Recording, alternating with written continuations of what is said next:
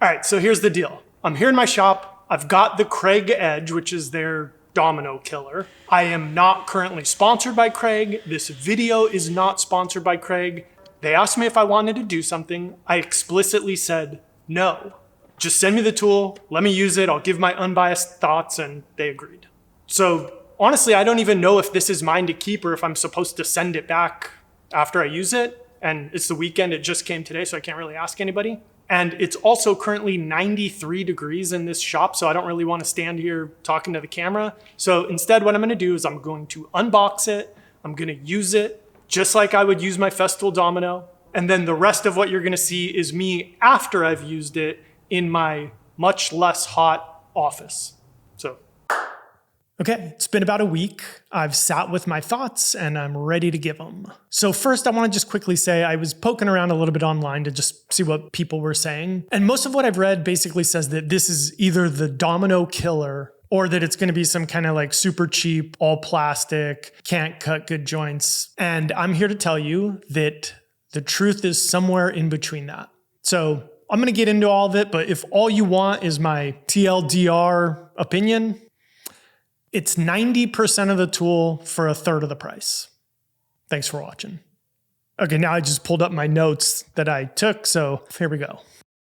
Okay, so first things first, functionally, I would say they're basically identical. They have all the same adjustments, they use the same tenons, they use the same cutting bits. Basically, anything you could do with one, you could do with the other. The other thing worth mentioning is that I don't know if doing a comparison video is fair, but that's kind of what this has to be because it so obviously is the first tool that does what the domino does that you can't not compare them.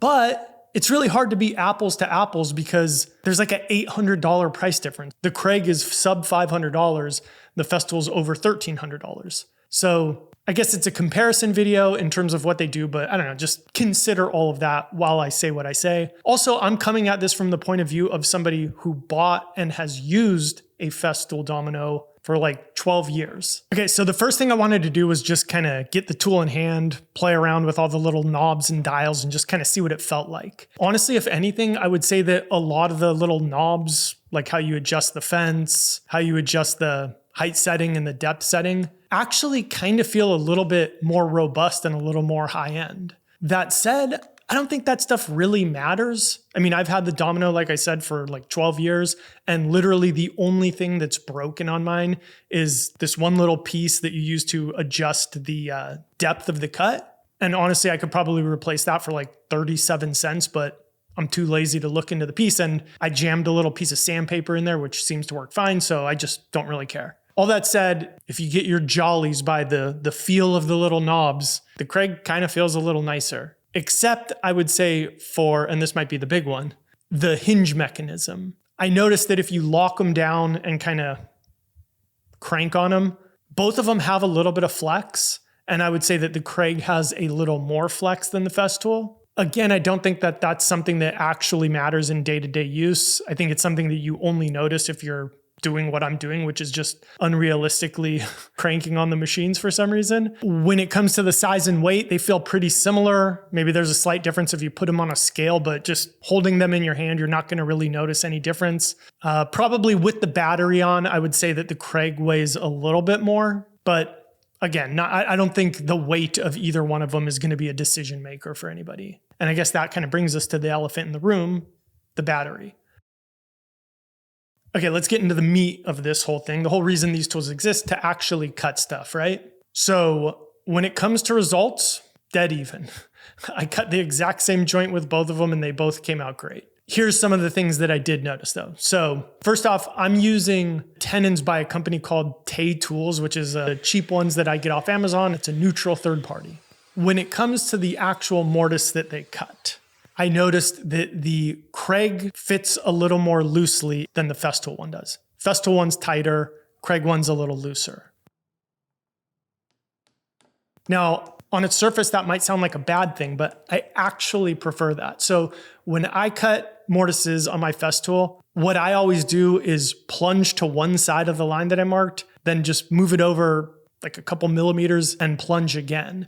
I don't like to use the wider settings, which both of them have, because those are a little too wide, but I want just like a little bit of wiggle room to help get everything to close up nicely. So the Kreg actually leaves kind of a nicely oversized slot right out of the gate. That said, if you for some reason did want it to be super tight, I guess you don't really have the ability to do that the way that the Festool just naturally does. But either way, both of my joints came out perfectly fine, so it's even. They both end up with the same result, equally good. When it comes to dust collection, I would say that the Festool is better. The reason the dust collection is better, I believe, is because if you look at the bottom of the plate, it's a closed system, whereas the Kreg has some open slots on the bottom. And that's because the Kreg you can use without dust collection, and it'll actually eject the chips from those little slots. What is more noteworthy, I would say, is the amount of pressure that you need to use when you actually make a cut. So you do not have to push as hard with the Festool as you have to with the Kreg. I also noticed, and I didn't really think about this until I was reviewing the video, but for whatever reason, when I use the Festool, I noticed that I naturally kind of position my hand more towards like the butt of the tool. So I'm almost like pushing forward on the tool. Whereas with the Kreg, I more naturally wanted to grab around the barrel and push forward, which is, I don't know, it's just a slightly different cutting motion. I'm sure I could adjust that if I were thinking about it, but it takes more force to push it forward. Like the spring or whatever's in there is tighter. And it's kind of padded when it gets to the end. Like it feels like it's hitting something maybe plastic or something rubbery to like soften I mean, it definitely bottoms out still, but with this one, it really like, that's metal on metal. So you feel that, doosh, it's done. Whereas the Festool is like a very metal on metal clank that you get when it bottoms out. I personally prefer the way that the Festool feels the end of the plunge. By the way, you can probably tell I'm not very good at reviewing tools. I don't know if that makes this a worse review, but I suppose you could argue the reason I'm not good at reviewing tools is because I don't really geek out about tools. This is your first time watching the channel. I'll link some videos so that you can go watch them. And maybe that makes this review worth more because it's from a practical point of view of getting a job done rather than geeking out about the specifications of something that, I don't know, they don't really matter when you're actually building something. Pretty much everything I just said is also true for plunge cutting. Again, it takes a little more force. Now, I would actually very rarely, if ever, make a plunge cut the way that you see me doing it here. If I was actually working on a project, I would have some kind of fence set up, or I would have the tool clamped down in some way. So something worth noting, I suppose, is that the Kreg's fence surface area is bigger, so it's probably a little bit easier to set up jigs and get it clamped down and all that kind of stuff. But again, it's basically identical. You get the same results. As far as storage is concerned, the Festool comes in a sustainer, which is nice if you like a sustainer. The Kreg comes in a kind of like foam carrying holster. Both of them let you organize all your parts. They come with close to the same accessories. Honestly, I don't really feel qualified to talk on this because I've had my Festool, like I said, for over 12 years and I've never used any of these accessories. I don't know, I guess if that's a big decision maker, then throw my review out the window. So I've seen a lot of people complaining about the fact that you have to use a battery with the Kreg.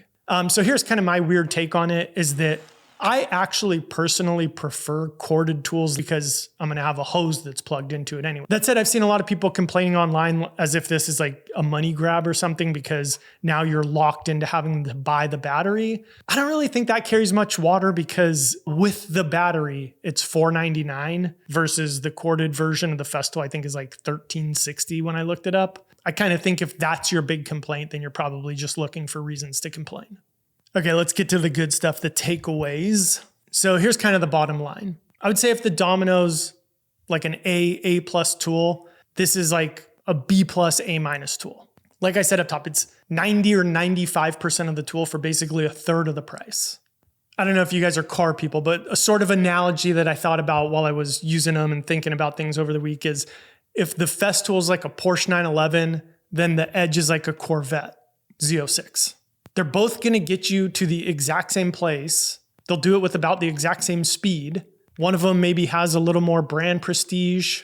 Maybe some of the tactile stuff feels a little nicer. But if you buy a Corvette, that doesn't make you wrong. And if you buy a Porsche, that doesn't make you right.